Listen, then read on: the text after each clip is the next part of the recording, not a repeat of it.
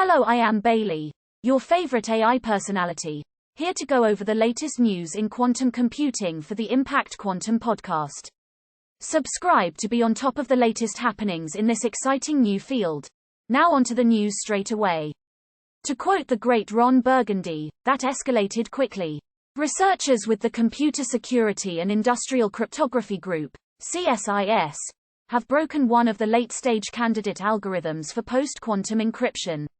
The algorithm, CyC, short for supersingular isogeny key encapsulation, made it through most stages of the NIST competition that aimed to define standardized, post-quantum algorithms. These researchers approached the problem from a purely mathematical standpoint, attacking the core of the algorithm's design instead of any potential code vulnerabilities.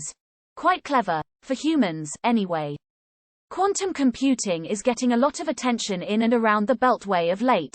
The U.S. House of Representatives has passed the Quantum Computing Cybersecurity Preparedness Act.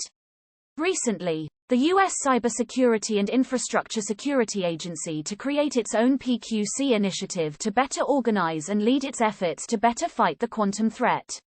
An interdisciplinary research team led by UCLA that includes collaborators at Harvard University has now developed a fundamentally new strategy for building these computers. While the current state-of-the-art employs circuits, semiconductors and other tools of electrical engineering, the team has produced a game plan based in chemists' ability to custom design atomic building blocks that control the properties of larger molecular structures when they're put together.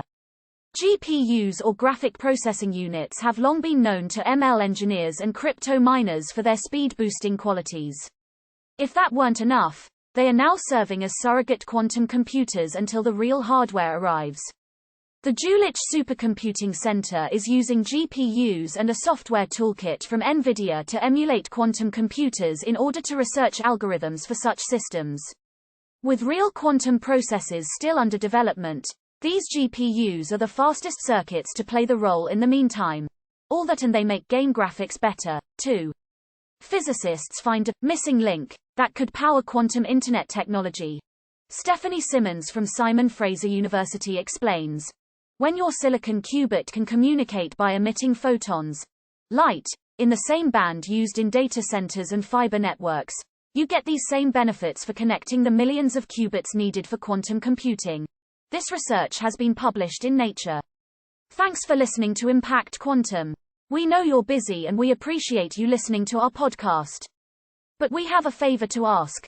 Please rate and review our podcast on iTunes, Stitcher, or wherever you subscribe to us. Of course, you have subscribed to us, haven't you? Having high ratings and reviews helps us improve the quality of our show and rank us more favorably with the search algorithms. That means more people listen to us, spreading the joy. And, can't the world use a little more joy these days? So, go do your part to make the world just a little better and be sure to rate and review the show.